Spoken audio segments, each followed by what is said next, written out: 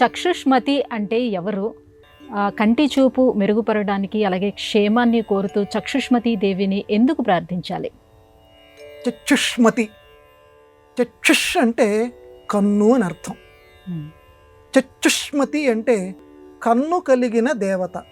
అరే ఇదేంటండి, కన్ను కలిగిన దేవత అంటే ఏ దేవతకైనా కళ్ళనే ఉంటాయి కదా, మళ్ళీ కన్ను కలిగిన దేవత ఏంటండి అని అంటే, నీ కంటి ఆరోగ్యం బాగా ఉండాలంటే ఈ దేవతని ఆరాధించు. పరమ పవిత్రమైన కార్తీక మాసంలో శివకేశవార్చన చేయమన్నారు. మళ్ళీ చక్షుష్మతి దేవత ఏంటండి అని అంటే, ఒక్కొక్క విభాగానికి ఒక్కొక్క దేవత అని మనం చాలాసార్లు చెప్పుకుంటున్నాం. మన శరీరంలో ఉండే అవయవాల్లో చాలా ప్రధానమైనటువంటిది సర్వేంద్రియానాం నయనం ప్రధానం. అన్ని ఇంద్రియాల్లోకి కన్ను చాలా ప్రముఖమైనటువంటిది. అది లేకపోతే మిగతా ఇంద్రియాలకి ప్రాముఖ్యత లేనట్టే. కాబట్టి ఆ నయనం బాగుండాలి అంటే, నయనం అంటే నడిపించేది, అందుకే నాయకుడిని కూడా నడిపించేవాడినే నాయకుడు అంటారు. కాబట్టి కన్ను మనల్ని ఈ ఇంద్రియ వ్యాపారంలో అంటే ఈ జీవన మార్గంలో మనల్ని నడిపిస్తూ ఉంటుంది. దీనికి సంబంధించిన దేవత చక్షుష్మతి.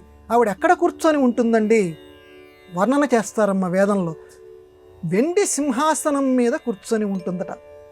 ఒక చేతిలో బంతి పట్టుకుంటుందట, ఒక చేతిలో పువ్వు పట్టుకొని ఉంటుందట చక్షుష్మతీదేవి. అరే ఇదేమిటండి, వెండి సింహాసనం మీద కూర్చుంటుందా? ఒక చేతిలో బంతి ఏమిటండి, ఒక చేతిలో పువ్వు ఏంటండి అంటే, వెండి సింహాసనమే మే కన్ను. అందులో బంతి అంటే మన కనుగుడ్డు, బంతి ఆకారంలో ఉంటుంది. అలాగే పువ్వు అంటే వికసనం, ఆ కంటి లోపల ఉండే తెల్లటి బిందువు వికసనం. ఆ తెల్లటి బిందువు గనక లేకపోతే మనకు చూపు రాదు. కాబట్టి ఇవి బాగా ఉండాలి.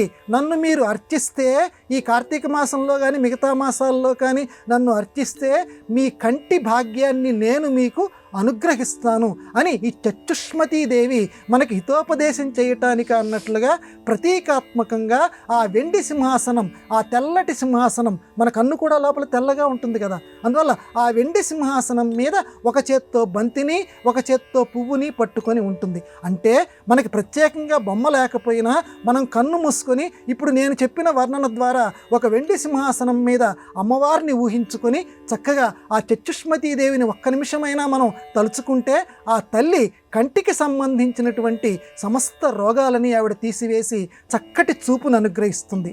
ఇక్కడ ఇంకొక అంతరార్థం కూడా చెప్పుకుందాం. చూపు అంటే జ్ఞానం, లోచూపు అని కూడా మన వ్యవహారంలో ఉంది. కాబట్టి చూపు జ్ఞానం అంటే జ్ఞానాన్ని కూడా అనుగ్రహిస్తుంది. అది ఇక్కడ చెప్పడంలో ఉన్నటువంటి అంతరార్థం. అమ్మవారిని కొలిస్తే మనకి జ్ఞానం కూడా అనుగ్రహిస్తుంది. అది చెప్పడానికి తిప్పి తిప్పి తిప్పి తిప్పి ఈ ఆంగ్లంలో చెప్పినట్టుగా ఆల్ రోడ్స్ అని చెప్పి అంటుంటారు చూడండి, రోమ్ దగ్గరికే చేరుకుంటాయని చెప్పి. ఎక్కడ ఏ దేవిని చెప్పినా చిట్ట చివరికి అమ్మవారి దగ్గరికో అయ్యవారి దగ్గరికో మూలస్థానం దగ్గరికే వస్తూ ఉంటాయి. మరి ఇన్ని దేనికని అంటే మన మనస్సు ఇక్కడి నుంచి అక్కడికి వెళ్ళాలి కాబట్టి, ఒకేసారి అక్కడికి వెళ్ళలేదు కాబట్టి. అందువల్ల చక్షుష్మతీదేవి అందరికీ నేత్రానందాన్ని నేత్రారోగ్యాన్ని చక్కగా ఇచ్చి అందరినీ కాపాడుగాక.